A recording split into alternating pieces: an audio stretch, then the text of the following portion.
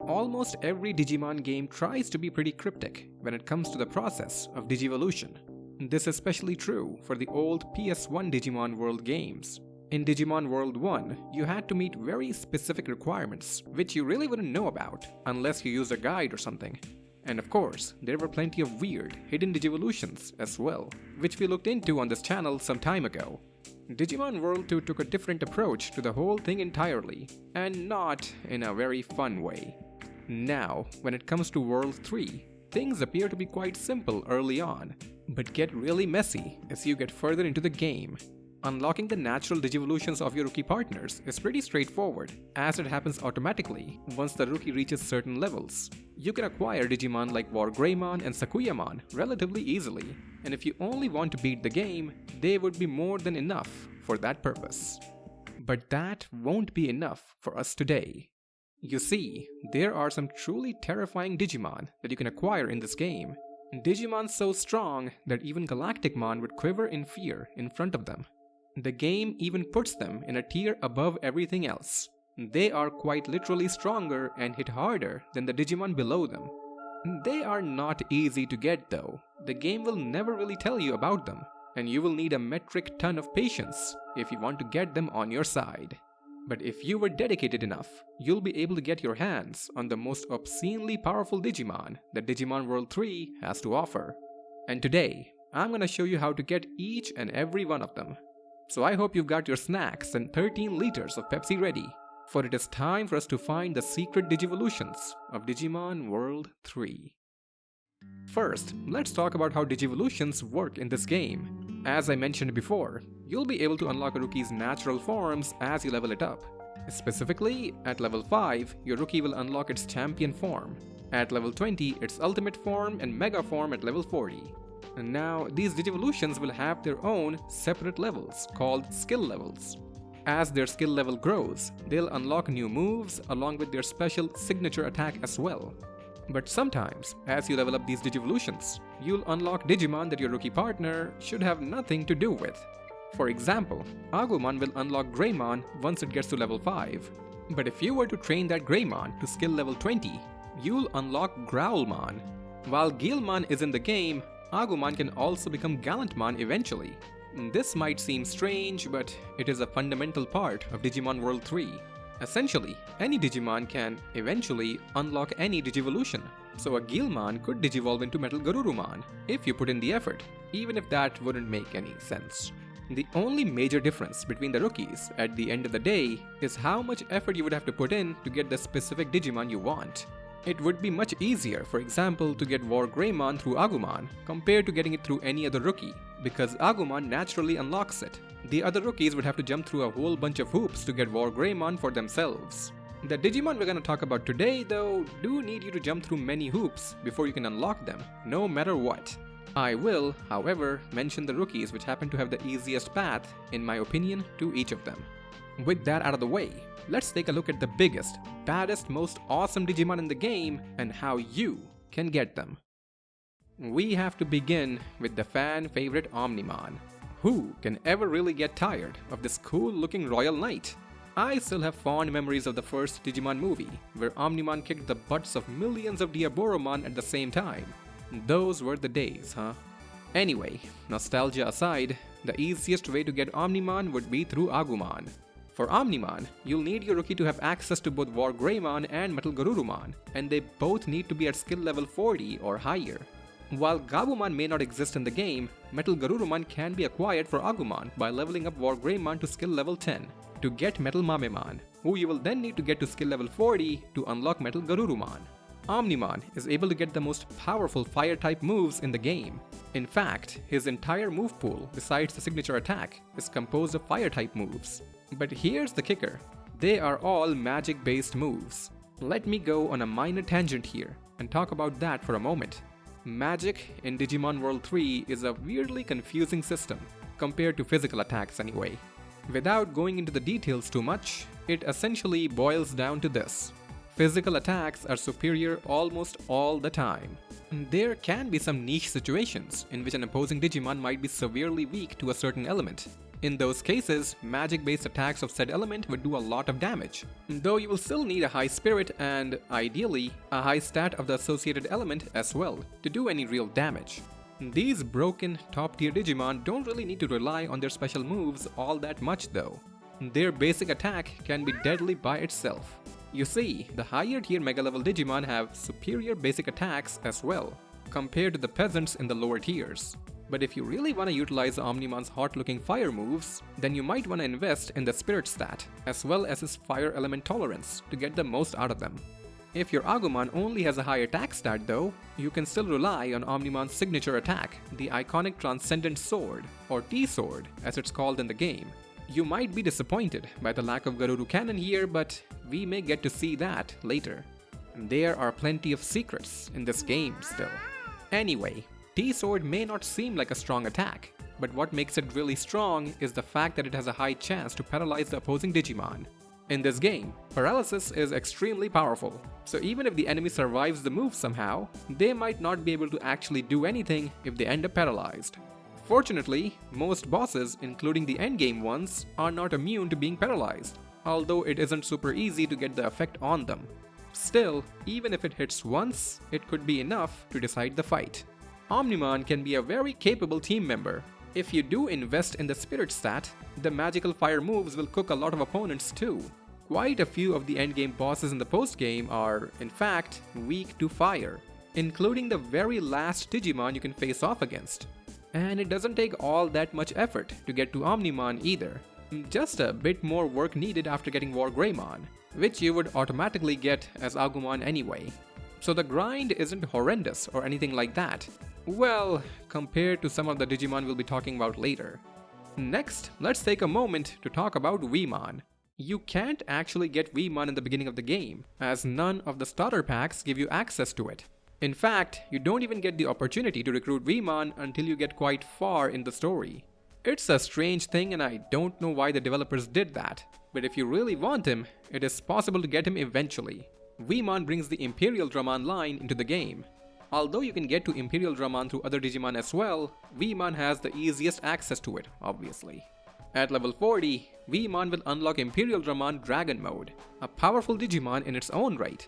But if you take the time to get Imperial Dramon skill level to 99, you will unlock Imperial Dramon Fighter Mode. While Dragon Mode is more about offense, Fighter Mode, I would say, is designed with support in mind. There are a bunch of very useful skills here. Giga Heal can keep the entire party healthy, and Mega Boost is probably the most powerful of the stat boosting moves, as speed is so completely broken in this game. A couple of uses of Mega Boost will practically enable your party to evade physical attacks entirely, if their base speed is high enough. Counter-Strike, which does remind me of a certain game from back in the day, isn't as important, as there are always better things you could be doing on your turn. Counterattacks also suffer from the fact that they don't activate if your Digimon evades the incoming move. Anyway, if the party doesn't need any healing or boosting, then Fighter Mode could bring out the Giga Crusher, which is a very powerful physical type attack. Why is it a physical attack when there's an obvious magical laser being launched? Who knows? The overall power of Giga Crusher is significantly higher than that of Omnimon's T-Sword, but to compensate, there is no special effect here. Only raw damage output, which is pretty good in my book. If you already have Dragon Mode, then Fighter Mode won't take too much more work to get to, and I'd say it's pretty worth it. Next, we're gonna go looking for a Demon Lord. In order to do that, we'll need Devimon first. The easiest way to get Devimon would be through Weemon, as Paladramon can unlock it pretty early on. But we already talked about why Weemon is an annoying option to begin with. Renamon is another option, although you'll need to get Sakuyamon first. So there will be a lot more grinding involved if you go that way. Neither option is ideal, but you can go with whichever one suits you more. The next part is pretty simple. Getting Devimon to skill level 50 would unlock Myotismon, but we aren't done yet. Because if we were to get this Myotismon to skill level 99, then we will unlock the terrifying monstrosity known as MaloMyotismon. This hideous abomination is so massive, it barely fits in the screen. But how does it fare in a battle? Well, in my opinion, it's not that great. Unfortunately, every attack that MaloMyotismon can learn is magic based.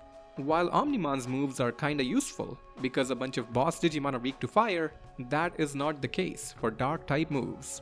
Most boss Digimon either resist the dark element or at the very least are not weak to it, making dark element magic attacks quite ineffective. Your time may often be better spent doing literally anything else. Next up in the move list is Deadly Poison, which has a high chance of, you guessed it, poisoning the opposing Digimon. Poison isn't as effective as the other effects in the game, as it usually works differently for the enemy compared to how it works for our Digimon. Some enemy Digimon only take 1 point of damage from it, while others may take a few hundred. On the other hand, our Digimon would take a whopping 25% worth of their maximum health as damage every time the poison triggers. It's just weird. The final move, besides the signature one, that we get here is Dark Field. A truly baffling choice by the developers. It strengthens the dark element and weakens the thunder element. I find it absurd because there is an item equivalent of this that can be found super early in the game, and the item is ridiculously cheap too. Why spend a valuable move slot for one of the most difficult to acquire Digimon in the game on this nonsense? Apparently, even the devs hated this Digimon. Anyway, let's talk about the signature attack, which is called Melting Blood. A very threatening name and a ton of power to go with it. And this attack is a great example of the problem that magic-based moves have in Digimon World 3. Let's hit our old friend Tapermon with Melting Blood and see what happens. Yup, that's it. That's all the damage that this fancy move was able to put out. I don't think there are any Digimon weaker than Tapermon. Maybe Kunimon? And my Digimon here has max spirit, wisdom, and dark element tolerance. So what the heck? In comparison, let's use a basic attack and see what that does. Wow, that kinda melted Tapermon, huh? Back to the hospital for you, buddy. But you see what I mean, right? MaloMyotismon is a weird duck. The amount of work you'd have to put in to unlock it doesn't feel justified at all, especially since you'd be using the basic attack most of the time. While all of the Digimon that we're talking about today are not really worth the trouble, MaloMyotismon is the one that you should really avoid. But even that might not be possible for you to do. We'll talk about that in a moment. Time for a fun fact. Did you know that Kabuterimon is one of the 2 strongest champion level Digimon in the game? It's actually more powerful than certain ultimate level Digimon, in fact. Since Tentomon does not exist in Digimon World 3 as a playable rookie, you do have to put in a reasonable amount of effort to acquire it. Both Veemon and Renamon do get easier access to Kabuterimon compared to other rookies. If you wanna go with Renamon, here's what you'll have to do. First, you'll have to get Cubimon, which is easy as it is Renamon's natural champion. Once you get Cubimon to skill level 20, with 80 or higher power, you'll unlock Stingmon. From there, getting Stingmon to skill level 40 will unlock Kabuterimon. But we are not done yet. As strong as it may be, Kabuterimon wasn't the end goal here. On a side note, here is another fun fact. In Digimon World 2, Akuamon is one of the most broken Digimon in the game because of its access to Duo Scissors Claw, an attack that completely removed any real challenge that the game had to offer. Akuamon would digivolve into GranKuwagamon in World 2. While we can't have Akuamon on our team in World 3, we can, however, get GranKuwagamon. In order to do so, we will not only need Kabuterimon at skill level 40, we would also need Imperial Dragon Mode at the same skill level. Veemon definitely has the edge in getting GranKuwagamon overall, because it can get Kabuterimon early and Imperial Dragon Mode eventually as its natural mega level Digivolution. But it is still doable with Renamon too. GranKuwagamon has a nasty moveset. It's all about physical offense here, from the beginning to the end. Venom Stab can cause poison at a decent rate. We've already talked about poison, but here it is tacked onto a physical move, automatically making it better than the attack which MaloMyotismon had. Next, we have Confuse Stab. Confusion can end a fight itself if it lands, as it essentially makes the opposing Digimon skip turns due to it. Energy Drain does what it says on the tin. If the enemy Digimon survives the attack, GranKuwagamon can suck up a chunk of the damage dealt by Energy Drain. A nice way to heal without spending a turn to heal with items or other moves. And then there is Impact Rush. I could talk about this move for a while. but maybe it deserves its own video. For now, all you need to know is that Impact Rush is stupidly strong and pretty much humbles every enemy Digimon that you can come across pretty easily. And last but not least, we have the signature attack, Dimension Scissors. This attack has a very simple effect. It can just knock out the opposing Digimon instantly, no damage necessary. While there are other moves in the game with a similar effect, as far as I can tell, the insta-kill chance that Dimension Scissors has is higher than any other move like it, including ones used by enemy bosses. This attack is insane, but do keep in mind that many bosses are immune to the insta-kill effect. But even then, the move still does a respectable amount of damage anyway. And if nothing else, you can always rely on Impact Rush instead, if simple damage output is needed. GranKuwagamon is a scary beast, and few Digimon will be capable of standing up to it for more than a round or two. Definitely worth grinding for, I'd say. But as crazy as it might sound, there are a couple of other Digimon that are a step above everything we've seen so far. If you thought things were too grindy or time-consuming already, you might want to look away, because the Digimon we're gonna talk about now are gonna be even harder to acquire. They will need you to grind like you've never grinded before. Many hours of your life will need to be dedicated to this, unless you cheat. Remember the tiers I talked about earlier? Well, the next few Digimon are in their own tier, above everything else. So they will naturally take less damage and hit for more in return. And in all honesty, they are completely, ridiculously overkill. But maybe that's what you want deep down inside. To strike fear into whatever poor creature was unfortunate enough to run into you. Maybe you think that Tapermon has not learned his lesson yet.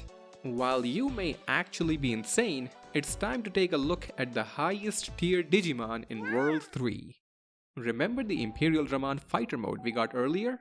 Well, you're gonna need that. And then, on top of that, you're gonna need Omnimon on the same Digimon too. Both of them need to be skill level 40 or higher. If those requirements are met, you will be graced by the beautiful presence of Imperial Dramon Paladin Mode. Weemon is the only one who can get to both Fighter Mode and Omnimon in a somewhat viable way, as the precursors to Wargreymon and Metalgururumon can be unlocked through Paledramon. But rest assured that it will still take a very long time. While Fighter Mode was all about support, Paladin Mode mixes support with some nasty offense. First up, he brings Auto Recover, which will heal up a bit of HP every turn. And if you need a big chunk of healing at once, Paladin Mode also has Final Heal, which is an even more potent healing skill than Giga Heal, which Fighter Mode had. Considering Giga Heal itself was pretty insane, Final Heal takes it up a notch even though it wasn't needed. But it is a nice way to flex on opposing Digimon. And really, these last few Digimon are flexes more than anything. Paladin Mode can dish out some serious pain too, as it does have Impact Rush. This will break the backs of most foes that are unfortunate enough to get in your way. But if you wanna style on the enemies even more, there is Soul Plunder. It's another one of those insta-kill moves. The activation rate is a bit lower than the Dimension Scissors we talked about earlier, but really, unless the enemy is immune to it, it's gonna be KO'd by this too. And finally, we have the signature move, Omega Blade. While the name sounds awe-inspiring, the overall damage output is actually lower than the Giga Crusher that Fighter Mode had. Omega Blade tries to make up for that difference by being more effective against evil Digimon.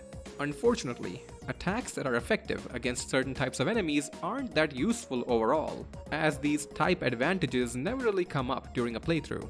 So is Paladin Mode a worthwhile upgrade over Fighter Mode? Not really, unless you really dig the aesthetics of this new form. But hey, if you wanna flex with Paladin Mode, no one can judge you. Go ahead and swing that Omega Blade on some powerless wild Digimon. Show them who the real Alpha or Sigma Digimon is. For the next one on the list, we'll need to get both MaloMyotismon and Gallantmon together, both at skill level 40. You might think that Guilmon would be more suited for this, as he would get Gallantmon naturally. I thought so too, but Guilmon can only begin to unlock the Devimon line after getting Gallantmon, so that entire half of the grind can't even begin until you get Guilmon to level 40. Once again, I will recommend Weemon, so you can start work on both Gallantmon and MaloMyotismon much earlier. But again, Guilmon is available from the beginning of the game, so it might be easier to go that route. And it'll be more thematic as well, because the Digimon we're gonna get for all that work is none other than Beelzemon.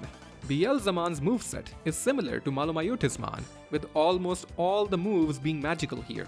He gets access to the fancy high-level dark element magic, which we've already talked about before.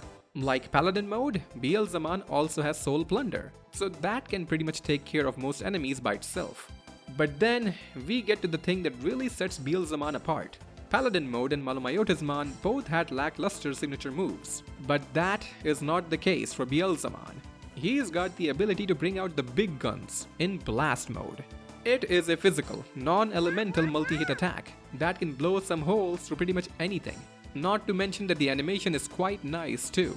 But while the base power of Blast Mode is superior to that of Impact Rush, the latter's power can be boosted by using elemental accessories, which does give it an edge over Blast Mode. Still, it's miles ahead of Omega Blade, I'd say. While the magic-based moves are a bit meh, Beelzemon is still definitely gonna kick some butt if you are determined enough to push through the grind, which is required to unlock him. And finally, we have one final Digivolution to talk about. For this evil creature, you'll need both GranKuwagamon as well as Black War Greymon at skill level 99. Weemon, again, is the only somewhat sane choice for this one, as GranKuwagamon can be acquired eventually and the Greymon line can be opened up through Paladin. Every other rookie is gonna have a pretty bad time with this one. After meeting those requirements though, you will attain the right to use one of the most iconic villains in Digimon history, Diaboromon. It definitely looks very epic, although the same can't really be said for the move pool here. All magic-based attacks and we've seen most of them already. One move that we haven't seen today though is Hypno Nebula. It has a high chance of putting the enemy Digimon to sleep. It's not bad, just not that impressive. I expected a little more from Diaboromon, I guess.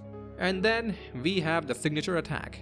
Cable Crusher has the highest raw power of any move that does not hit multiple times, at least when it comes to permanent Digivolutions anyway. But the problem, at the end of the day, comes down to the fact that it is a magic-based move. So the damage output won't really showcase the raw power that is hiding behind this attack. Personally, I'm kinda disappointed in the animation as well. I feel like they could have done more with this. Oh well, at least Diaboromon looks pretty good. And there you have it. On a personal note, I've never actually had the patience to unlock these Digivolutions during any of my playthroughs of Digimon World 3. The main roadblock for me was that there was never enough of a reason to do it. Besides the final boss, the entirety of Digimon World 3 is really easy. The post-game in the PAL version does have some nasty bosses, but they can be handled by normal Mega level Digimon. In case you haven't seen it yet, I've made a video about the post-game secrets of Digimon World 3, and I used some very easy to acquire Digimon to do it.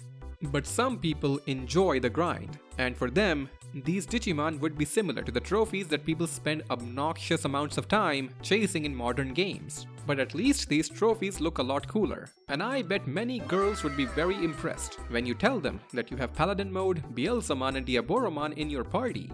Trust me, no women can resist someone who has all three of them.